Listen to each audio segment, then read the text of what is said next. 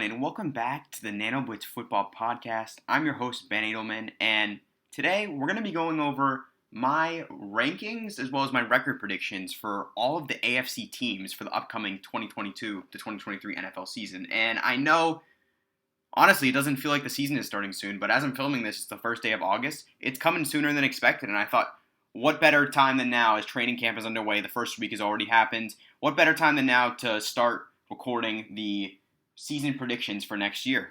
And this is going to be the first part of a two-part series, obviously, because I still have to go over the NFC.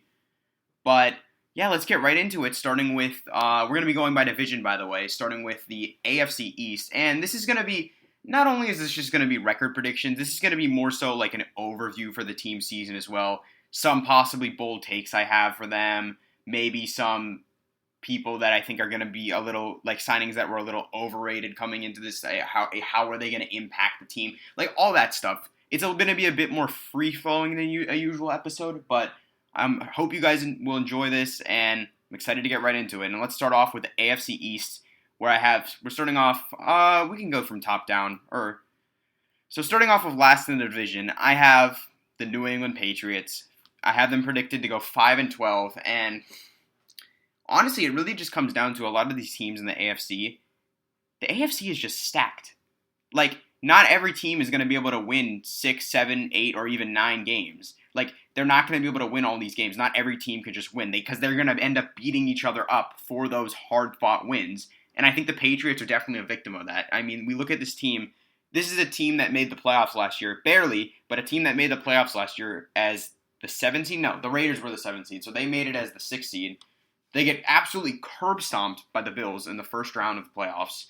And when I look at this Pats team, I don't think they got better over the offseason. I don't even think they got stayed the same. I think the Patriots actually got worse over the offseason. And combine that with the fact that every other team in the AFC got significantly better. Not every other team, that's a very bold statement. A lot of other teams in the AFC got better over the offseason. I mean, you look at all the big trades, big signings that took place, especially within the AFC West, which we will definitely get into later. I just don't think the Patriots had the firepower, especially on offense, to make the playoffs. And 5-12 may be a little bit harsh. I could definitely see them winning 7 or 8 games. I think this is maybe a little bit too harsh. But I do think that New England fans have to accept that this is a new era, and I don't know if they have enough to really get it done anymore. So I have the Pats finishing last in the division. And next up we have the Miami Dolphins, who I have going 7-10. And Dolphins, they did make a lot of flashy moves this offseason. I mean, obviously the Tyreek Hill trade, trading a first-round pick, a second-round pick, or was it 2 first-round picks? I'm not quite sure.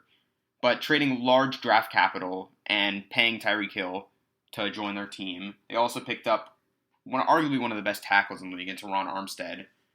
But the big question still remains on their quarterback, Tua. That's really what everything comes down to. Because, I mean, you can get the flashy receiver. You can get a great blindside protector for your quarterback. Or actually, technically, he wouldn't be the blindside tackle because Tua is left-handed. But that's besides the point. You get a great tackle. And you have a solid defense, but it really comes down to the quarterback. And I personally am still worried if Tua is going to be able to get the job done. I'm not sure if he can, which is why I have the Dolphins finishing 8-9 on the season. And this is less of a knack on the Dolphins and more of just how good the rest of the division is. Or not the rest of the division, the rest of the conference is. So I don't think the Dolphins will necessarily be a bad team next year. I think they can definitely come in close for a lot of their games. I just don't think they'll be able to secure the highly coveted playoff spot. I mean, there's only 7 spots, and you got literally every team in the AFC West is going to be heavily in competition for a playoff spot. You got the Colts and Titans in the AFC South. The Ravens, Bengals, and Browns are strong contenders in the AFC Norths. And then the Bills, Dolphins, and Pats are all strong contenders in the East. So there's so many teams in the AFC that are just competing for a spot. The only teams that I would say are truly, truly rebuilding in the AFC are the Texans and Jaguars. Those are the only teams. Even a team like the Steelers, I could see making the playoffs. I don't think it's going to happen, but I could see it happening. But I don't think it's going to happen, as we'll get into later. But I think the Dolphins are definitely going to be a casualty of that, as I have them going 8-9. And another surprise is I actually have the Jets going 8-9 as well. And if you've been watching this podcast for a little while, you know just how high I am on Zach Wilson and the rest of the Jets. I think that They're not going to quite make the playoffs this year, but I think we see a big leap forward from Zach Wilson, honestly cementing himself as a top 15 quarterback. I'm not going to say top 10 yet, but a top 15 quarterback in the league. I think along with the rest of the draft, the players they drafted like Sauce Gardner and Garrett Wilson, I think that they have a strong core brewing in New York. It's not quite enough to reach the playoffs yet, but as I've said in the past, the Jets are quietly building a contender, and I think this will be the first big step in honestly years. Probably in the last decade, because the Jets have done absolutely, let's be honest, the Jets have done absolutely nothing for the past 10 years. I mean, they had the butt fumble Mark Sanchez, who was a good for a couple of years, led them to a couple of conference championships. I think they beat, actually, Mark Sanchez, he gets a lot of hate, but he beat Tom Brady and Peyton Manning in the playoffs, in the same playoffs, not to mention. So that was the last time I would say the Jets were really relevant. Obviously, the entire Sam Darnold experiment didn't work well, and I'm still feeling the effects of that as a Panthers fan. But we'll get into that in the next episode where we go over the NFC. The Jets, I think this is going to be their first step in a while in the right direction. I have them finishing 8-9. I could see them finishing a little worse than that. Don't quite see them finishing a lot better than that. This is a bit of the higher estimate for the Jets. But, I think that they just got such an infusion of talent. And it really depends on how these rookies play. But I'm going to stick with that prediction of 8-9. And then by far and away, it's not even close, by far and away, the best team in this division, the Buffalo Bills. I have them going 14-3 and securing the number 1 spot in the entire AFC this year. You look at this Buffalo team, obviously they didn't even make the conference championship last year. That disappointing loss to Kansas City in the divisional round. I mean, I say disappointing, but both teams played practically perfect. It was a perfect duel between two of the most talented quarterbacks in NFL history, to be honest, and certainly two of the best quarterbacks currently playing. If you're a Bills fan, obviously you're not happy with that, but it's not the end of the world. You still have Josh Allen as your quarterback. You still have Stephon Diggs as your receiver. You're still a large contender for the Super Bowl. I mean, possibly even the biggest contender in the entire AFC. And I just think the Bills, they'll keep it up. And what was their record last year? Because I'm trying to see if this would actually be an improvement. The Bills were only 11-6 last year. For some reason, I thought they won more games. I thought they won 12 or 13 games. But wow, only 11-6? Yeah, so I think they're going to take a big jump up this year to 13 wins, or 14 wins. And yeah, I have them securing the number 1 spot in the AFC. Moving on to the next division, we have the AFC North. And starting off with them, last place, I'm sorry, they were the odd one out, especially after losing their franchise quarterback, Ben Roethlisberger. Pittsburgh Steelers, I have you guys going 5-12. It's just hard to justify them doing much better than this, even with the amazing defense they still have. Arguably one of the best defenses in the league. I'm just so worried about that offense. I mean, whoever you're starting at quarterback, Mason Rudolph or Mitch Trubisky, or the rookie Kenny Pickett, are you really excited with any of those options if you're a Steelers fan? Because I know I would not be if I was a Steelers fan. I mean, to be fair, I can't be talking. Because my team is literally doing the exact same thing, except arguably worse with Matt Corral, Sam Darnold, and Baker Mayfield. So I can't be talking, but in the Steelers, I would not be happy with having any of those quarterbacks start, and I don't think any of those quarterbacks will lead them to even close to a playoff spot, especially in this loaded division with 2 playoff contenders and 1 borderline playoff contender. And the Steelers clearly to me are just kind of like the team out here. I mean, they did make some good. I would say it was a good pick to pick. It was a good pick to pick Pickett. Yeah, I pronounced that correctly. But I just don't know. I don't know, especially since their O-line, they're already a weak O-line, kind of got a little worse this offseason. You want your rookie to kind of have a good O-line, especially if you're a team picking in the late first round where you made the playoffs. Or no. Yeah, they made the playoffs. But if you're picking in the late first round, the quarterback assumes that you're going to like a good team. And I just don't see that with the Steelers with their offensive line. So I have them finishing 5-12. Definitely room for improvement there. But moving on, we have the Cleveland Browns, who actually were appearing in the news a lot today with Deshaun Watson receiving a 6-game suspension for his multiple accusations. I'm not really going to get into the super detailed on that, I personally don't agree with the suspension. I think he probably should have been suspended for the entire year, considering that literally Calvin Ridley was suspended for a year for betting $1,500 on a game. I don't know. That's just my opinion. Take that as you will. But on the football side of the field, the Browns, they're still a very talented team. You got one of the best running back duos, honestly, of all time. Definitely the best in the league right now with Nick Chubb and Kareem Hunt. Receiving end, that's going to take some work. They lost Odell, obviously, last year. Jarvis Landry's gone to the Saints as well. You don't really have great receivers. But Watson is a talented quarterback when healthy. I think we all can admit that regardless of how you feel of him off the field. He's a very talented quarterback when healthy. They're going to be missing him for the first 6 games, possibly led by Jacoby Brissett, which isn't the worst option to have. I could definitely think of worse backup quarterback options to have to Jacoby Brissett. He's not a starting caliber quarterback, but I can definitely think of worse, which is a good thing when you're Cleveland. So I have them finishing 10-7.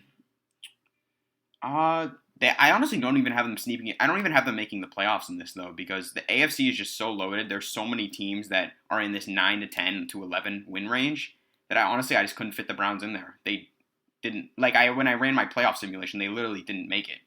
I don't know if they lost a tiebreak or something, but they literally didn't make it. So I have the Browns going 10-7, but missing the. Moving on to our next team, the Cincinnati Bengals, the reigning AFC champions who made a surprising run to the Super Bowl last year.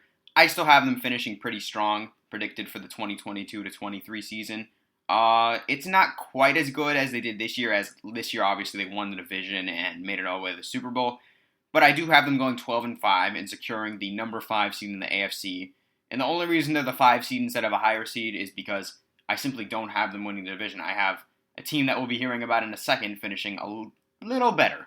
So I gave them the best possible seed that they could get when considering the fact that they didn't win the division in this type of situation. But overall, Cincinnati, I think, had a pretty good offseason. Nothing too spectacular, but if we're being honest, I don't think Cincinnati needed to do anything too spectacular. They have the flashy talent on their team already with Joe Burrow, T. Higgins, and Jamar Chase, that high-flying offense. Joe Mixon's a name to throw out there, too. But I liked what they did this offseason, their work in the trenches. We all know that the Cincinnati Bengals O-line, it wasn't the greatest last year. Was not the greatest last year. Was definitely not the reason they went to the Super Bowl. I think we can all admit that. I think we can also all admit that if Joe Burrow had to play his entire career like that, he would be in the retirement home by 30. So it's very crucial that they had to protect their franchise quarterback. And I think they kind of did that this offseason. They didn't go super heavy in the O-line, like sign Teron Armstead like the Dolphins, but they made a lot of good depth moves, like signing La'el Collins, Alex Kappa, and Ted Karras for the O-line. Also added Hayden Hurst to replace the departing CJ Uzomah. I actually really like their first-round pick selection of Daxton Hill, who's a corner/safety hybrid that I was really high on going into the draft. I think he'll make a pretty good impact starting right away. And all this stuff with the contract for Jesse Bates, I think he did eventually report to training camp. He's probably not going to be on the team next year, though, because he's playing on the franchise tag. So this isn't an immediate replacement for him, although they're not very similar.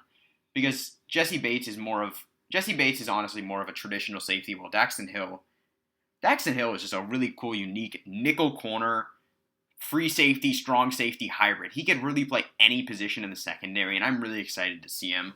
I think I talked about him a lot in the draft episode. But overall, Bengals offseason, I think they definitely improved. There's no way I could see where they got worse. They retained their free agents, B.J. Hill and Jesse Bates, as we just talked about. I don't see a reason why they would have the typical Super Bowl hangover that a lot of people like to bring up when you lose the Super Bowl. I don't think that's going to happen to the Cincinnati Bengals. They're still an extremely talented team, and I expect them to go 12-5, as I said earlier, secure the number 5 seed. But as many of you may have noticed, I've only said 3 teams in the AFC North so far, and I haven't even said the division winner yet, and that would be the Baltimore Ravens, who I have going 14-3 and securing the number 3 spot in the AFC. The Ravens, honestly, they had a great offseason. Not only did they have a good offseason, but people are forgetting one thing about the Baltimore Ravens. Sure, they signed a lot of people, they had a good draft. That's not even the biggest part of where they're improving. The part where they're improving is they're getting all the guys back that were injured last year, healthy now. Guys like Gus Edwards, J.K. Dobbins, Marlon Humphrey for part of the year, Marcus Peters for the entire year. All of those guys that got injured in training camp are all coming back. And that's going to make a huge impact. Not to mention, that they signed star safety Marcus Williams, drafted Tyler Linderbaum and Kyle Hamilton, two of my opinion the best first-round picks in the entire round, honestly. The Ravens are typically very good at drafting, and I think they continued that streak this year. They should make an immediate impact. Signed Morgan Moses as a pretty good tackle. And Lamar Jackson, I could honestly see him. I could see him reaching the MVP form. Obviously, he won MVP in 2019. 2020, a little worse. 2021, honestly, he was playing like that MVP form midway through the year. He was playing like that until he got hurt. And I think the Ravens would have easily been a playoff team last year had Lamar kept on playing like that. And Lamar, I've talked about this a lot in the past. Lamar gets way too much hate. He is easily, in my opinion, a top 5 quarterback in the league. Most people want to call him a running back or whatever. They want to insult him for actually being good on his feet and being a freak athlete. That's not something that should be a negative. That is an obvious positive. And combine that with his very underrated arm that continues to improve every year. I really love the development I saw from Lamar as an actual pocket passer last year, especially in that Raiders game. I think he had like 400 yards and 5 touchdowns or something. He's developing like crazy, and I could easily see him returning to 2019 form or even midseason 2021 form and coming back for his second MVP. I think, I don't know if he's my prediction for MVP yet. That might be for a future poster episode when we do award predictions. I'm not quite sure if it would be Lamar, but he would definitely be in like the top 3. He's definitely up there. And I think the rest of the Ravens are just a very talented team. They're a well-run organization. It just seems they always have so much talent on their roster. Same thing with the Steelers, but the Steelers are running through a little bit of a short rebuild right now, so I'll cut them some slack. The Ravens just always seem to have talent, and they added more this year in the draft.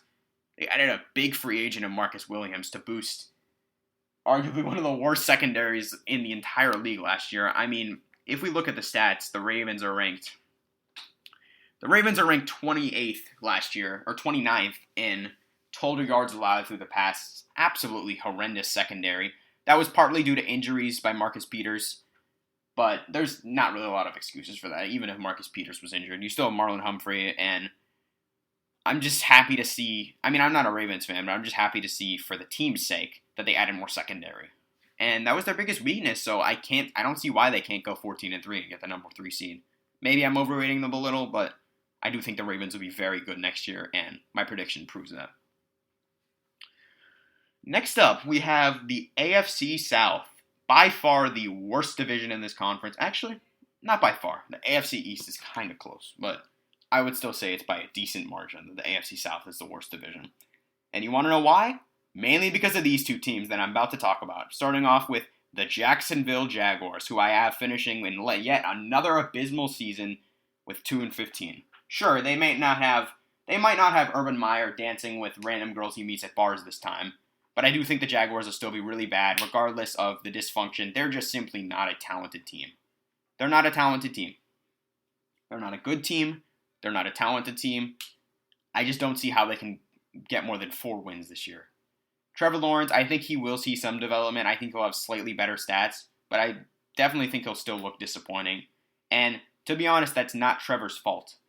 You can't surround him with absolutely no talent and give him Laviska Shenault last year as his receiver one. I know, they improved. They gave Christian Kirk $84 million. I know. Technically, that's still an improvement at the receiver. Not even technically. That is an improvement in the receiver room.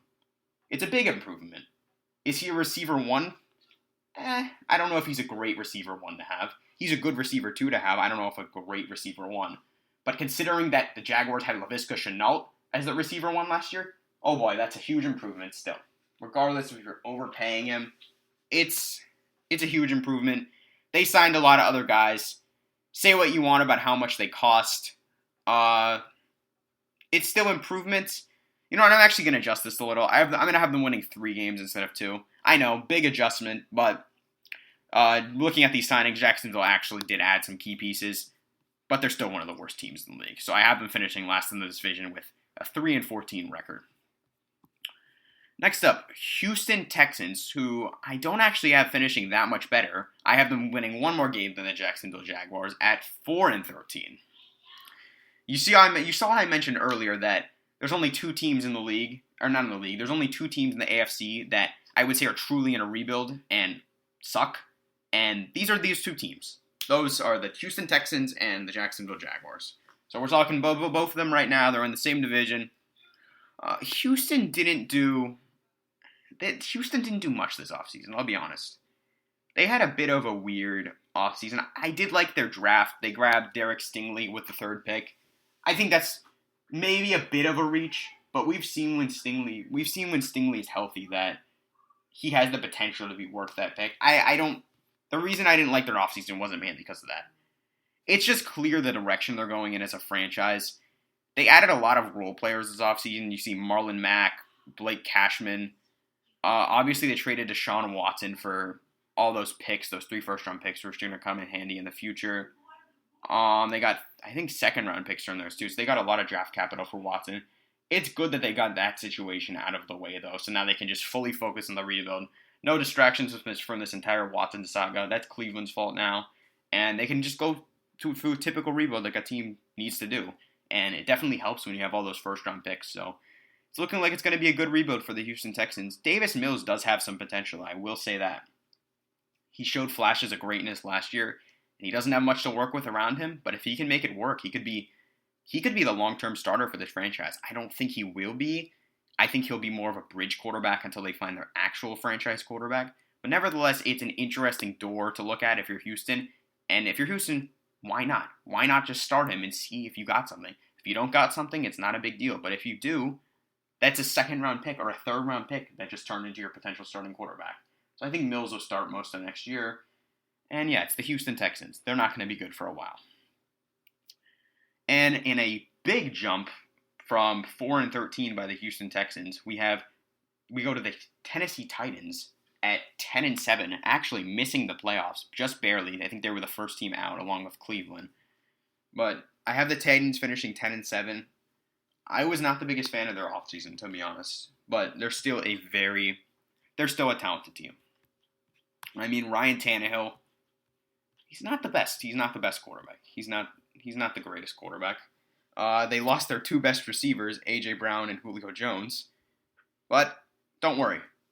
They have Robert Woods now, who Ethan would like to say is the best run blocker in the league as a receiver. And then they drafted Treylon Burks. Decent pickup, but what did you trade away for him? Oh, just one of your best receivers in franchise history in A.J. Brown, and someone who would have absolutely broke every single receiving record they have if he stayed there for a couple more years. Yeah, you trade him to Philly, no big deal. Let's just draft someone who maybe has a slight chance of becoming as good as him. I don't know. Maybe we should have just, paid him the money he's worth? No, we can't do that. I think they should have kept A.J. Brown and paid him if it's not clear enough. They did not have a good offseason. I'm just looking at this. They kept Harold Landry around, which is good. They drafted Malik Willis, he's not going to be ready to start. I expect him to make absolutely no impact this year, besides maybe on a few gadget plays if they want to slide him in there. The Titans, it's just that they still have King Henry. Their defense is still pretty good, led by Jeffrey Simmons and Harold Landry in the interior offensive line. I don't see them finishing below 500. I see them winning either 9 or 7 games. Here I have them going 10-7. I think I'm going to stick with that. And for the winner of the division, I actually have the Indianapolis Colts winning this division, going 12-4 and securing the number 4 spot in the AFC playoffs. The Colts, I like their offseason. I really like the Matt Ryan trade. They basically gave up nothing. I think they gave up like a 3rd-round pick, if that, maybe a 2nd. And this is a team that has really ran through quarterbacks the last couple of years. I mean, that Andrew Luck, when you have a guy like Andrew Luck and he retires, you're going to be scrambling for quarterbacks. But it's been a little too long of scrambling for Indy. First year after Andrew Luck, they signed washed-up Phillip Rivers. He doesn't get the job done. Then they try their hand with Jacoby Brissett. He doesn't get the job done. Then they go after they trade a first-round pick. Yeah, a first-round pick for Carson Wentz. That does not get the job done. And now they're banking on Matt Ryan. I think this actually does get the job done, and they finally make a pretty deep push in the playoffs. I think this is the best quarterback they've had so far out of the experiments. Carson Wentz experiment, obviously a fail. I think this is just better. Matt Ryan's a lot more of a consistent player than Carson Wentz, because Wentz is a guy that, Wentz kind of goes off in flashes, but he also commits turnovers in flashes. He does everything in flashes. He's a very streaky player. Matt Ryan is someone who consistently get you 300 yards, 2 touchdowns, and 1 interception, maybe 3 touchdowns. Like, he's not a super flashy player, but he'll get you yards and touchdowns. He'll drive you down the field, and he'll be playing with the best running back he's had in his entire career in Jonathan Taylor, along with by far the best O-line in his career, behind Quentin Nelson and the rest of the big boys pushing in front of him. And yeah, this is a great situation, I feel like, for Matt Ryan. I'm honestly excited that I don't have to root against him anymore since he's not on the Falcons, because I actually do like Matt Ryan, regardless of how much hate he gets. And I think he'll definitely succeed here with Indianapolis. Yeah, I have them going 12-5 and winning the division. And moving on to the last division, and quite possibly the most anticipated division that I think you guys have been waiting for in this video, the AFC West, who has definitely headlined almost the entire offseason, really out of anyone. Like, sure, there's been trades here and there otherwise, but it's really been the Broncos, Raiders, Chargers, and Chiefs, the AFC West, that have dominated all the headlines. And it just feels like whoever I rank last year, people are going to get mad at. So let me just rip the Band-Aid off. Last place, I have the Denver Broncos. I have them going 7-10. I don't think Russell Wilson is going to turn this team around as much as people like to think. I still don't think they're that talented of a team. I think the Broncos have been overrated for a couple years now. Jerry Jeudy, I don't see why people think he's going to break out this year. He was terrible last year even when he was healthy. Courtland Sutton got injured a couple years back, and he really is not able to create separation on his routes as well as he used to be anymore. I honestly, this doesn't even happen that much in like the league, because like medicine is so good these days that these players usually recover to full strength. I don't think he's been at full strength since that injury a couple years back, which is weird, but I just don't think he is. And obviously, the most notable thing they did was bring in Russell Wilson. I'm not going to say that was a bad move. That was miles for the Mile High City, a miles away addition, like just upgrade over what they had. I mean, they had Teddy Bridgewater and Drew Lock playing along last year, and all they traded a lot of draft capital. They traded Drew Lock, the former franchise quarterback, Shelby Harris, and Noah Fant. Noah Fant is a decent tight end, but a tight end isn't going to hurt when you're getting a quarterback who he didn't look amazing last year, but I'm still willing to say that Russ is a top 7 quarterback in the league. I'm not able to put him in that top 5 category anymore, but I think he can rank among 6 or 7, maybe a little lower, maybe a little higher, depending. But Russ has shown he can carry bad teams and bad offenses in the past, and frankly, he's going to have to do this in Denver because Denver's offense is not good. Denver's offense is simply not good. And their defense, it's all right. Their defense is overrated, in my opinion. It's all right. I think the main factor which came into the 7-10 record, though, is, as I've talked about earlier, of teams like the Dolphins and Pats, just so many teams that are competing in the AFC, and that's even worse for a team like Denver, who's in a who's in a division with teams like the Chiefs, Chargers, and Raiders, all who they have to play twice a year. And I feel like they're the weakest one out of the bunch. They're all good teams, but I just feel like the Broncos are the weakest out of the bunch, which is why I have them going 7-10 and last in the division. And actually, the only team in the division that I have missing the playoffs, as the third-ranked team in this division, is not the Oakland Raiders, the Las Vegas Raiders, who I have going 11-6 and securing the final 7th seed in the AFC for the second year in a row. The Raiders, I think the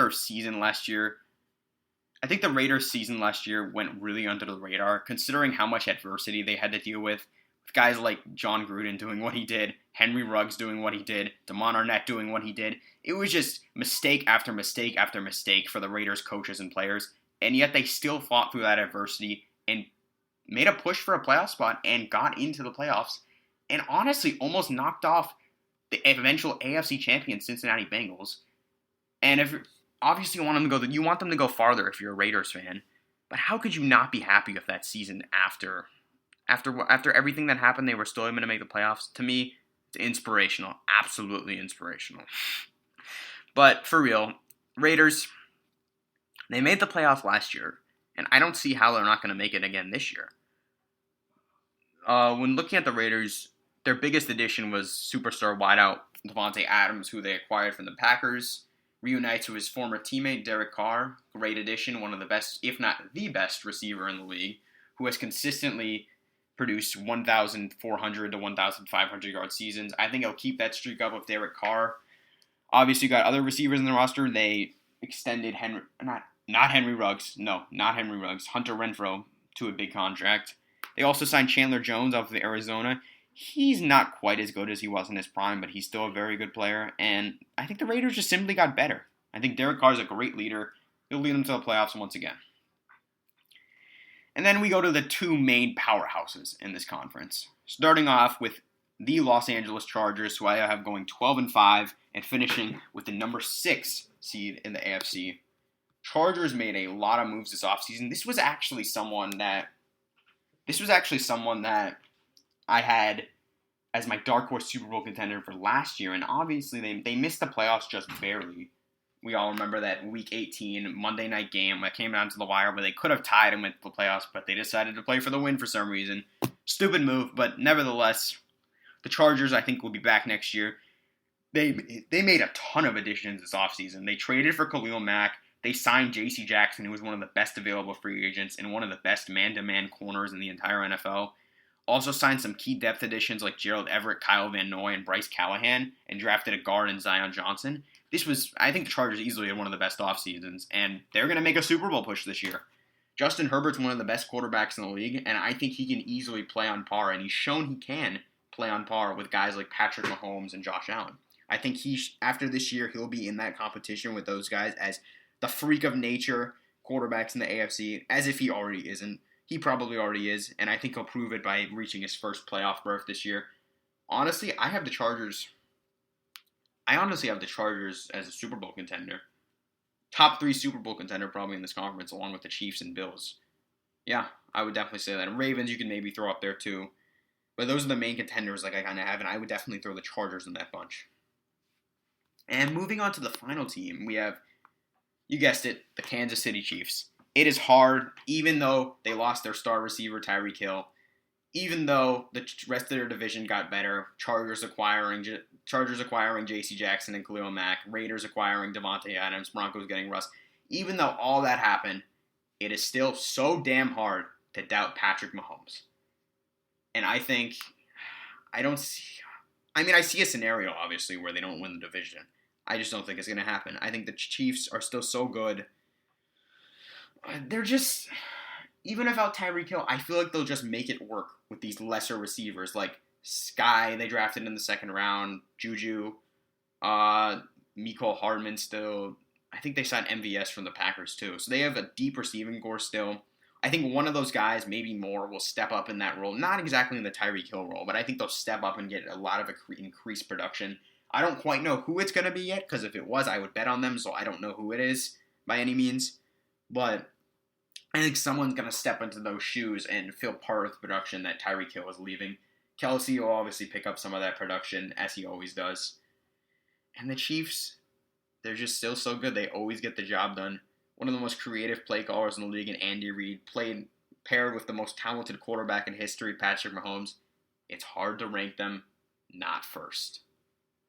So yeah, that pretty much wraps up our AFC playoff predictions. And yeah, that wraps up our AFC playoff predictions. Next episode, we're going to be going over the NFC. Remember to always check out the Instagram at NanoBlitz Podcast. We're always putting out good content in there. I'm probably going to put out my award predictions on there, and maybe my actual playoff. I know this is the playoff predictions, like who I think is going to make the playoffs. But after the NFC episode, I'm probably just going to end up putting the bracket on the Instagram rather than having the entire new episode for that, because I don't think that's necessary. So we'll be doing that. I'll have probably my award predictions, MVP, Rookie of the Year, Offensive Player of the Year, Defensive Player of the Year, all that type of stuff. That's all going to be on the Instagram, so check that out at NanoBlitz Podcast. Once again, thank you for watching. Thank you for staying until the end. Hope you guys are excited for the next episode where we're going to be going over all the NFC teams. And yeah, I'm just really excited for the NFL season, starting in about a month, and honestly, I can't wait. So yeah, see you guys next time.